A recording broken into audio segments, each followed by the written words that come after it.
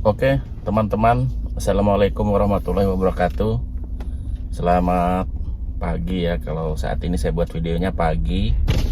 Maaf kalau saya buat videonya di mobil ya, bukan karena tidak menghargai, tetapi karena muncul ide itu ya kadang-kadang bisa di pagi hari saat ini. Nanti kalau sudah siang, sore sibuk, lupa lagi apa yang mau disampaikan ya.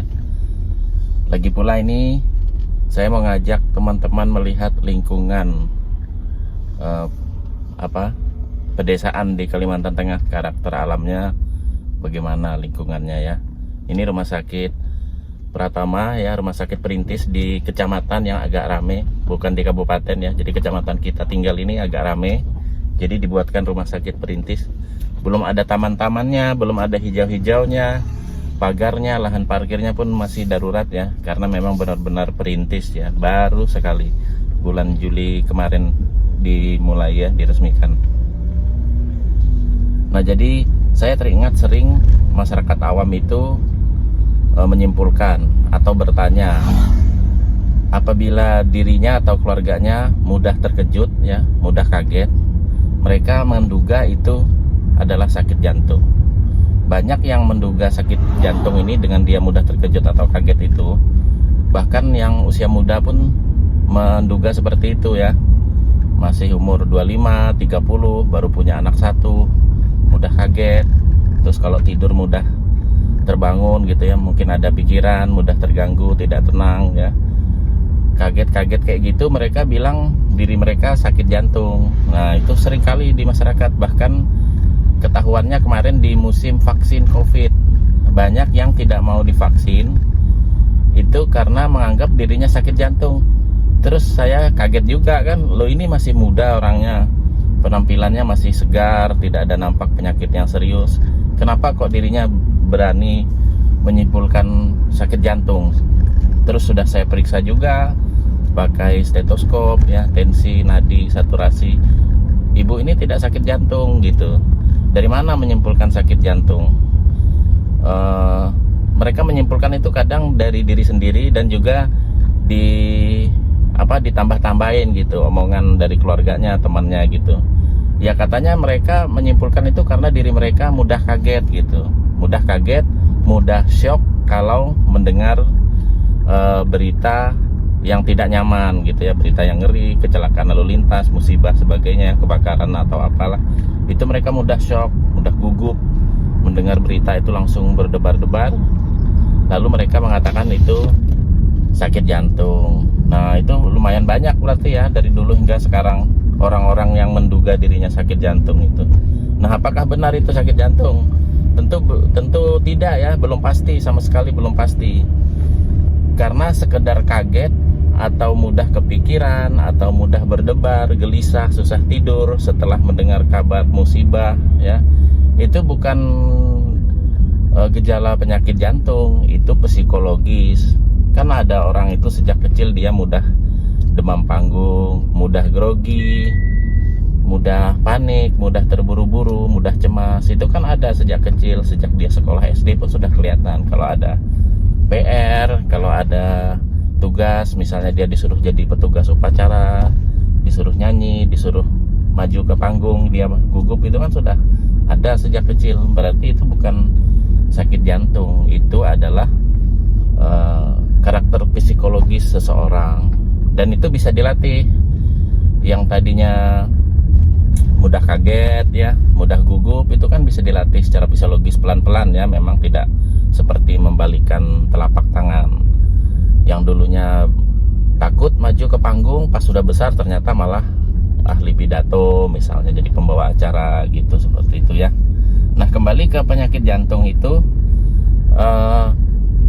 kita harus tekankan kepada masyarakat, gejala penyakit jantung itu hanya terbagi dua secara gejala utama, yaitu yang pertama, yang sisi penyakit jantung koroner atau yang disebut masyarakat awam sering disebut dengan penyempitan. Itu maksudnya kan penyempitan pembuluh darah ya. Itu gejala utamanya kan nyeri dada seperti tertekan. Sering kita lihat di film-film ya, di poster-poster Itu orang yang sedang memegang dadanya sambil agak tertunduk gitu ya, seperti menahan nyeri yang sangat di dada bagian kiri ya, dada bagian kiri. Jadi jantung itu letaknya di bagian kiri dada. Jadi nyerinya juga di sekitar kiri dada. Terus nyerinya itu berkarakter seperti ditekan, tiba-tiba seperti dihimpit, kemudian bisa menjalar sampai ke bahu, kemudian merambat ke lengan atas, lengan bawah ya, sekitar kiri pokoknya. Nah, itu adalah gejala khas penyakit jantung yang jenis penyempitan atau kumpulan gejalanya disebut dengan penyakit jantung koroner. Artinya penyempitan pembuluh darah koroner gitu. Jadi makanya disebut penyakit jantung koroner. Nah, itu yang sisi penyempitan. Sisi yang satunya yaitu yang gagal jantung, kelainan katup, kelainan jantung bawaan sejak kecil, itu dia gejalanya sesak napas atau ngos-ngosan ya.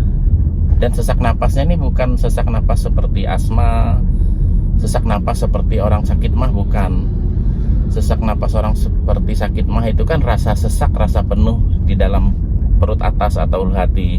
Kalau rasa sesak yang khas gagal jantung atau kelainan katup atau kelainan dinding adalah sesak napas memang tidak mampu untuk beraktivitas atau ngos-ngosan, seperti orang yang habis olahraga berat atau jalan jauh kan ngos-ngosan. Itu penyakit gagal jantung yang tipe ini ya, apa namanya, yang ngos-ngosan ini, itu karakternya ya, dia selain ngos-ngosan kadang nampak keringat dingin. Terus bila sesaknya berat karena habis aktivitas berat gitu kan, dia bisa membiru ya di bibir, kemudian di ujung-ujung jari. Jadi tidak benar kalau masyarakat langsung mendiagnosa diri atau keluarganya bahwa penyakit jantung hanya karena mudah kaget. Sangat tidak benar. Karena apabila Anda mengalami atau menemukan keluarga yang menderita penyakit jantung yang terbagi dua macam tadi, satu yang penyempitan,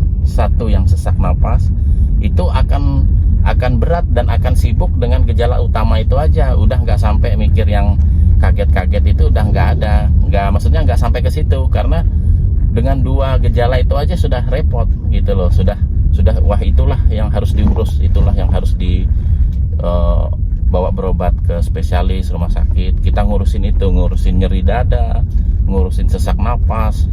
Yang sesak napas tadi harus pakai oksigen, tidak boleh beraktivitas berat ya, tidak bisa berjalan jauh gitu, harus membatasi cairan.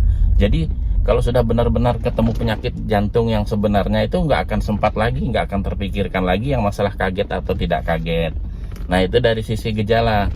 Bagaimana kalau dari sisi riwayat? Nah, di dunia medis itu penting, masalah riwayat itu harus digali ya, namanya anamnesis ya. Jadi tidak benar kalau medis itu langsung mengandalkan alat, pasang alat ini, ronsen ini, EKG, CT scan, langsung ketemu penyakit. Tidak benar.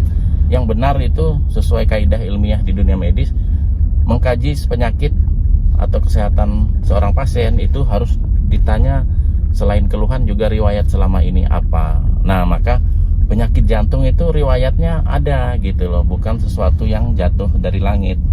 Yang seperti orang-orang awam bilang itu kan mudah kaget, itu kan tiba-tiba. Kadang-kadang kaget, pas lagi tenang suasana nggak kaget lagi.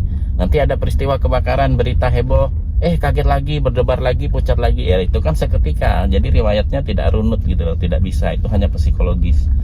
Nah, bagaimana riwayat untuk penyakit jantung yang penyempitan? Memang terbagi dua tadi kan, penyempitan dan yang gagal jantung atau kelainan katup atau kelainan dinding yang ngos-ngosan, sesak napas. Kita mulai dari yang penyempitan dulu. Nah, mengkaji riwayatnya bagaimana? Penyakit gagal jantung yang penyempitan rata-rata disebabkan oleh hipertensi lama, tidak diobati dengan rutin ya, tekanan darah tinggi yang selalu dibiarkan, tidak pernah dikontrol, merasa tidak ada keluhan, tidak mau minum obat ya, disepelekan. Lama-lama itu berpotensi untuk menjadi penyempitan pembuluh darah jantung koroner. Selain itu diperparah dengan kolesterol yang sering tinggi, trigliserid yang sering tinggi, kemudian jarang olahraga ya, obesitas obesitas, merokok, itu faktor utama riwayat menjadi penyakit jantung yang tipe penyempitan atau penyakit jantung koroner. Kan itu sudah jelas. Kalau dokter, bidan, perawat itu kan kalau lihat pasien ya di puskesmas, rumah sakit, atau bahkan tetangga-tetangga keluarga mereka sendiri kan, dia sudah lihat, dia itu sudah radarnya main. Oh, keluarga saya yang ini tekanannya selalu tinggi kayaknya ini gak rutin nih minum obat. Nah, arahnya ini nanti kalau dia seandainya nyeri dada ini pasti koroner. Nah, kan kayak gitu loh. Ada riwayat yang nyambung gitu loh, bukan tiba-tiba mudah kaget kena jantung nih. Kan nggak ada riwayat gitu, nggak jelas, putus. Itu hanya sekedar tiba-tiba, tidak ilmiah ya. Yang kaget itu langsung mendiagnosa diri sakit jantung, itu tidak ilmiah. Nah, itu gejala yang yang riwayat ya, yang penyempitan, riwayat penyakit atau kesehatan selama ini yang mendukung ke arah penyempitan, ternyata itu ya. Nah, sekarang riwayat yang jenis kedua, yang jenis sesak napas, ngos-ngosan karena ada gagal jantung atau kelainan katup atau kelainan dinding jantung. Nah, itu juga terbagi-bagi ya, karena yang di jenis ngos-ngosan ini perlu saya perjelas ya, supaya lebih kena lagi nih, supaya nanti masyarakat bisa tahu kalau di lapangan. Ngos-ngosan disertai pucat warna biru bibirnya, kemudian ujung-ujungnya bisa biru. Nah, itu udah bisa ketemu pada anak atau bayi yang lahir dengan kelainan jantung ya. Jadi kalau benar-benar kena penyakit jantung ya, bayi pun sudah bisa terdiagnosa sakit jantung bawaan, nggak harus nunggu dia cerita udah besar, saya kagetan. Masa bayi bisa bercerita baru lahir, om saya kagetan, om saya sakit jantung, ya kan nggak kan? Berarti sangat tidak nyambung. Yang mudah kaget mendiagnosa dirinya sakit jantung sangat tidak nyambung. Jadi bayi, anak kecil yang menderita gangguan jantung sejak lahir itu kebanyakan karena kelainan atau cacat bentuk-bentuk komponen jantung dan dinding jantung biasanya. Itu yang tipe ngos-ngosan, kadang-kadang disertai biru ya, membiru di bibir, di ujung jari. Nah, itu riwayatnya yang gagal jantung bawaan. Yang kedua, yang gagal jantung saat dewasa, itu mirip riwayatnya dengan yang penyempitan tadi. Jadi gagal jantung yang tipe ngos-ngosan ya, tidak mampu beraktivitas berat, tidak bisa menerima banyak cairan, minum harus dibatasi. Itu riwayatnya sama juga, asal muasalnya kebanyakan dari hipertensi juga, dari tekanan darah tinggi yang lama, tidak dikontrol dengan baik ya. Ini maaf ya jalannya goyang-goyang, ini sambil kita lihat alam kita nih di Kalimantan Tengah di tingkat kecamatan ya. Kalau di kabupaten mungkin sudah cenderung mulus ya kalau di Kalimantan Tengah, tapi kalau di kecamatan masih banyak yang kayak gini ya jalannya, bergoyang-goyang. Apalagi habis banjir, aspalnya banyak yang terkupas dan banyak lubang di sana sini ya. Nah, jadi sama ya, bukan jatuh dari langit juga yang jenis gagal jantung ngos-ngosan dan membiru itu. Awal muasalnya jadi dari penyakit tekanan darah tinggi juga yang lama, berat, tidak terkontrol, mengabaikan, menyepelekan karena tidak sakit kepala, tidak pusing gitu kan, tidak ada gejala lain, tekanannya tinggi, nggak mau minum obat karena belum ngerti. Akhirnya lama-kelamaan dia membebani dinding jantung, karena tekanan itu kan seperti kita memompa ban. Semakin dia bannya berisi, kalau kita pakai pompa manual, kita dorong gini ya, pompa manual itu kan semakin berat. Sedangkan kalau bannya masih kempes atau tekanannya masih rendah, itu kita pompa kan masih ringan. Kalau sudah penuh anginnya, tekanannya sudah naik mendekati yang penuh gitu kan, kalau di bengkel ban tuh kita gitu, semakin berat kan, otot kita juga semakin tegang, ini capek gitu. Sama kalau orang tekanan darah tinggi itu diam-diam jantungnya kecapean, itu capek dia mompa, karena dia harus memompa mengimbangi tekanan pembuluh darah di seluruh tubuh yang misalnya 180/110. Itu jantungnya mendorong darah ke beredar ke seluruh tubuh, itu capek. Sama seperti kita memompa ban yang sudah kencang, itu kan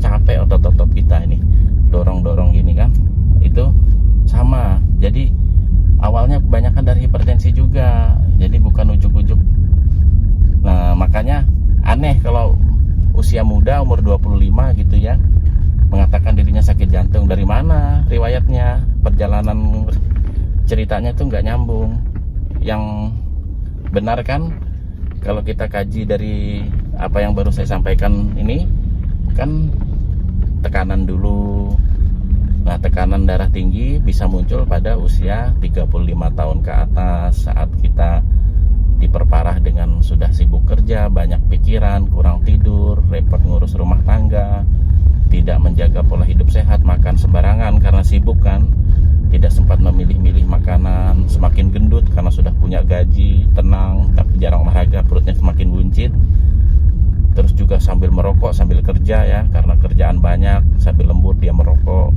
Usia semakin meningkat, tekanan darah semakin meningkat, dan muncul juga genetik dari orang tuanya dulu, yang orang tuanya mungkin tekanan darah tinggi juga, itu menurun ke anaknya, baru muncul di usia 35 tahun ke atas biasanya. Makanya 35 tahun ke atas mulai tekanan darah tinggi, 40, 45 paling cepat saat ini ya, di zaman modern ini usia 40 tahun muncul gagal jantung. Bukan di usia 25 yang mengaku-ngaku mudah kaget tadi, bukan. Di usia 40 tahun, karena dia tekanan darah tingginya sejak usia 25. Selama 15 tahun beban jantungnya memompa melawan tekanan darah tubuhnya yang 180/100 itu. Di 40 baru paling cepat saya temui pasien-pasien yang muncul gejala gagal jantung yang sesak napas. Nah, seperti itu. Nah, terus